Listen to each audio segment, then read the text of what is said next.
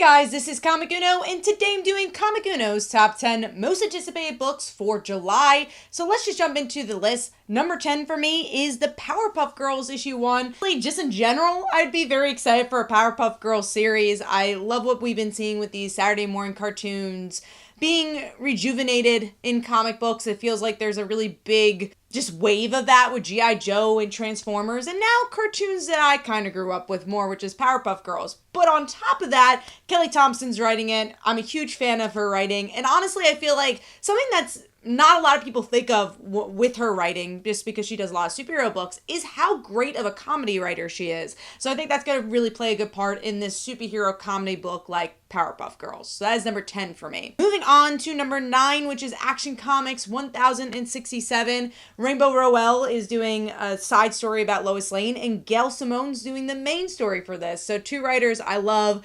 I'm really excited to see how they tackle these heroes and see what twists they have on them. So that is number 9 for me. Moving on to number 8, Absolute Power issue 1. Speaking of DC Comics, this is the big event book. And I like a good event that actually has some build up. And I feel like DC has been building up to this moment with Amanda Waller forever, honestly, with Titans Beast World and now with the story coming to an head. There's also rumblings this might bring us to an ultimate universe of some sort, so there's a lot of anticipation for this one. Moving on to number 7, which is Daredevil, Woman Without Fear, issue 1. One of the elements I enjoyed about Gang War was that Daredevil miniseries. I really enjoyed Erica Schultz's run on Elektra in particular, and that's something I've missed, honestly, since Chip Zdarsky's run, is how much of a focus Elektra has been as Daredevil. I think she's a really fun voice for that character. And again, I think Erica Schultz really showed a different angle of her and shows that there's more meat to the story, just not just in Gang War, but past that. So moving on to number 6, which is Mighty Morphin Power Rangers Darkest Hour issue 1. This is the last issue of this huge run of Power Rangers. As you guys know, if you've been following this channel for a long time, I'm a huge Power Rangers fan. I love what the comics have been doing. And I just want to see how this era ends and what that means for the future of Power Rangers, in which it seems like we will get a future of Power Rangers. Moving on to number 5, another nostalgia book, is Teenage Mutant Ninja Turtles. I feel like this is a huge book that most people are anticipating.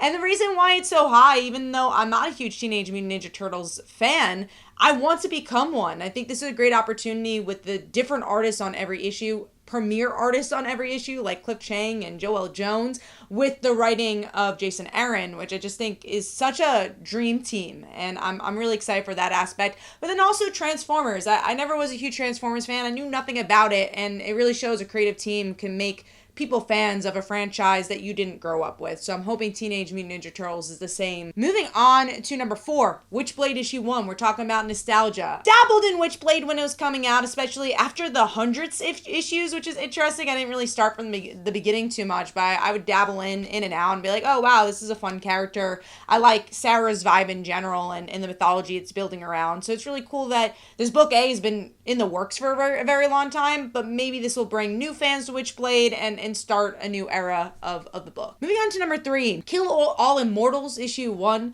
I just really like the concept of this one. It's about this family who can't die, and then finally there's this girl who's rich and says, hey, maybe this is not a good thing that we're all immortal, and we'll see where that takes us. And the cover looked really cool, looked actiony and gory. It just looked like a fun indie book. So that's number 3 for me. Moving on to number 2, speaking of Gail Simone, another hugely anticipated book. July just has a lot of books, honestly, that are huge. And that's X-Men issue 1. Obviously, I just want to see what this new era will be. Will it be more reminiscent of what we've seen in the past? Will there be any resemblance of Krakoa? And how will there be a fresh voice for this book? And Gail Simone's back in comics, which I'm very excited for. And Dave Marquez, one of my favorite artists, is also the interior artist for this one. So that's very exciting.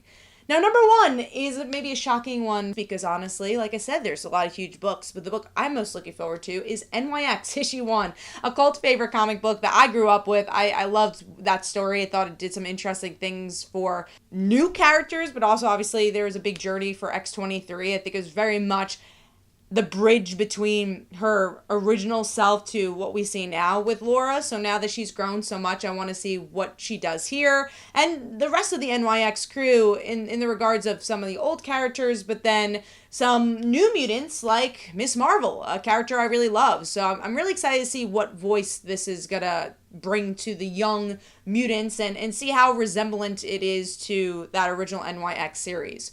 So those are my most anticipated comics of the month. Hopefully you guys enjoyed. This is Comic Uno, and I'll see you guys in the next one. Bye.